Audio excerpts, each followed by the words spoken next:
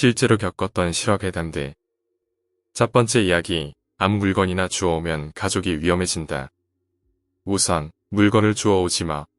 중고로 사더라도 꼭 하룻밤은 화장실에 둬. 고딩 때 엄마랑 내가 이유 없이 싸우고 아팠던 적이 있어. 이유도 없이 엄마만 보면 화가 치밀었고 엄마도 마찬가지였어. 그때 엄마 머리가 항암 치료하는 환자처럼 빠지기 시작하더라고. 원인은 전혀 알 수가 없었어. 그렇게 엄마가 대머리가 됐고 나는 헛것을 보기 시작했어. 우리 집 부엌과 내 방의 통로를 누가 지나다니기 시작했어. 밤늦게까지 공부한다고 앉아있으면 곁눈으로 스르르 까만 그림자가 지나갔고 아빠 뭐해? 라고 부르면 아무 얘기도 안 들렸어. 진짜 뚜벅뚜벅 걸어서 지나가는 게 곁눈으로 보였는데 아무도 없는 게 밑을 노르시더라고. 근데 신기하게 엄마도 내 방문과 부엌 통로에 누가 계속 서 있는 걸 봤던 경험을 하셨지. 설거지하느라 그 통로를 뒤로 하고 있다 보면 누가 스르륵 지나가서 나라고 생각했다는 거야. 돌아보면 아무도 없었지. 그렇게 몇 주를 미친 듯이 엄마랑 싸우고 또 아무렇지 않게 보내는 엉망진창인 시간을 보내다가 엄마가 도대체 이 기분을 알 수가 없어서 증조할머니께 전화를 걸었대. 내 증조할머니는 무당의 길을 걸으신 분이라고 들었는데 나에 대해 별 말씀은 하질 않으셔서 체감하지 못하고 자랐어.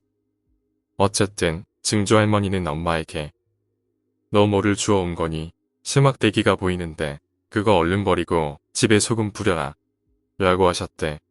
엄마는 그 길로 집을 뒤지다가 아빠한테 물어봤는데 아빠가 집 앞에서 막대 청소기를 주워왔던 거야. 그걸 얼른 내다 버리고 집 곳곳에 붉은 팥과 붉은 소금을 넣은 주머니를 두었는데 한 달 즈음 지나서 우리가 다 평온해지고 엄마 머리도 자랄 때 보니까 붉은 소금이 새까맣게 되어 있더래. 그 이후로 증조할머니께선 이제 괜찮다며 엄마에게 원한이 있던 없던 누군가 쓴 물건은 누군가의 영이 깃드니까 함부로 손대지 말고 데리고 와도 화장실에 하루는 꼭 재우고 쓰라고 하셨대. 사람이 살아있어도 그 기운은 다른 사람한테 해악을 줄 수 있대. 얼마 전에 이걸 까먹고 물건을 하나 덜컥 중고로 장만했다가 되게 고생했어. 전에 있던 일이 기억나서 이야기하는 거야. 얼마 전에 중고나라에서 가방을 장만했거든.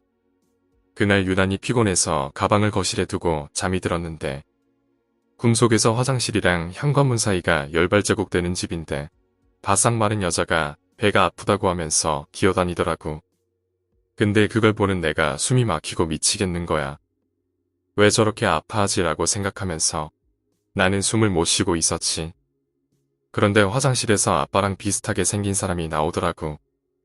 진짜 낯이 익은데 눈빛이 너무 무섭고 아빠도 모르는 내가 아는 사람들의 인적들을 말하면서 다 잘 지내고 있냐고 말을 하는 거야. 말은 안 나오고 숨은 막히고 말이 안 나와서 걔만 노려보고 있는데 현관문을 좀 열어야겠다는 거야. 이 집에 누가 좀 들어와야 한다는 거였지. 밖에서 우당탕탕 발소리가 들리는데 엄마가 했던 말이 생각났어. 꿈속에선 절대 문을 열지 말고 나갔다가 들어가지 마. 그거 네 관이야. 절대로 안 돼. 그게 생각이 나더라고. 그래서 혀를 꽉 깨물고 일어났어. 꿈도 잘 안 꾸는데 너무 생생해서 엄마한테 얘기하니 너 또 뭐를 주워왔냐 그러더라고. 그러고 거실에 나왔는데 그 배 아픈 여자가 기어다니다 그 통로에 내가 가방을 놔뒀더라고. 그 길로 면보에 굵은 소금을 잔뜩 써서 가방에 넣어놨어. 그 뒤로는 그런 무서운 꿈은 안 꿨어. 두 번째 이야기, 결혼식 날짜를 잡아놓고 장례식장에 가면 안 된다.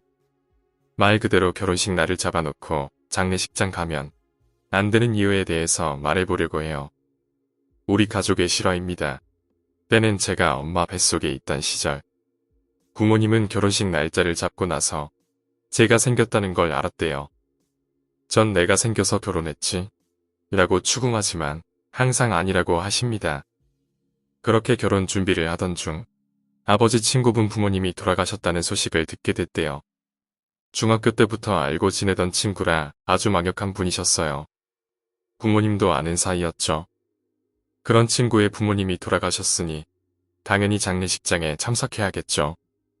하지만 할머니나 집안의 어른들은 결혼식 날을 잡아놓고 장례식에 가면 안 된다고 말리셨대요. 원래 그런데 가면 안 된다고. 안 좋은 기운 묻어온다고 말이죠.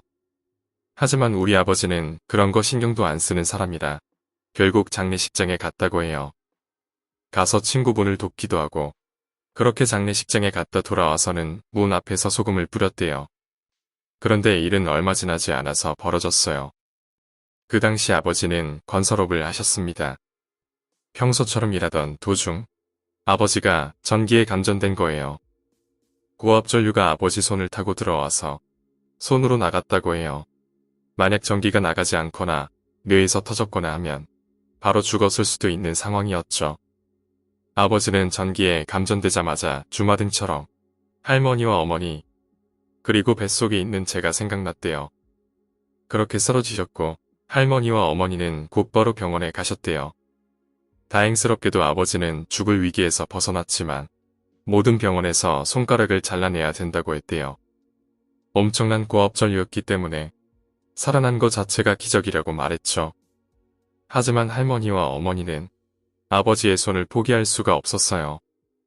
멀쩡한 아들, 멀쩡한 남편이 장애인이 되는 건 너무 싫었으니까요. 요즘도 할머니와 어머니는 아버지의 손을 보면서 예전의 손이 참 이뻤다고 말하세요.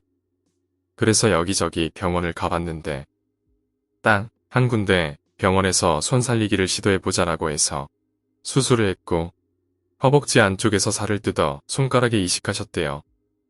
횟수는 정확히 기억나지 않지만 무척 많은 수술을 하셨고 결국 손가락은 무사히 지켜냈어요. 하지만 지금 아버지의 손가락은 다 굽혀지지도 다 펴지지도 않는 상태입니다. 어머니는 저를 임신한 내내 병원에서 아버지 간호를 하셨어요. 제가 잔병치레가 심한 게 그것 때문이라고 미안해하셔요. 전 아무렇지도 않은데 말이죠.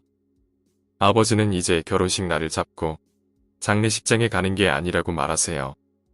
물론 미신이지만 아버지는 자신이 장례식장에 갔기 때문에 그런 사고가 발생한 것 같다고 말씀하시죠. 타이밍이 안 좋게 맞아떨어진 것일 수도 있지만 그래서 저한테도 행여나 장례식장에 갈 일이 생기면 꼭 미리 말하고 가라 하셨죠. 미신이지만 우리 가족에게는 완벽한 미신이 아닌 이야기입니다.